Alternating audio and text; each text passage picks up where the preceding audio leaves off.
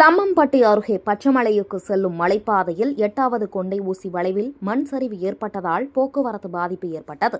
சேலம் மாவட்டம் தம்மம்பட்டி அருகே உள்ள பச்சமலை ஊராட்சிக்குட்பட்ட 36 மலை கிராமங்களில் ஆயிரக்கணக்கான குடும்பங்கள் வசித்து வருகின்றனர். இங்கு வாழும் மலைவாழ் மக்கள் பள்ளிக்கு செல்வது, விளைவித்த காய்கறிகளை விற்பனைக்காக எடுத்து செல்வது உள்ளிட்ட அன்றாட தேவைகளுக்கு மலைப்பகுதியில் உள்ள 11 கொண்டை ஊசி வளைவில் சாலைகளில் பயணம் மேற்கொண்டுதான் நகர்ப்பகுதிகளுக்கு செல்ல வேண்டியுள்ளது.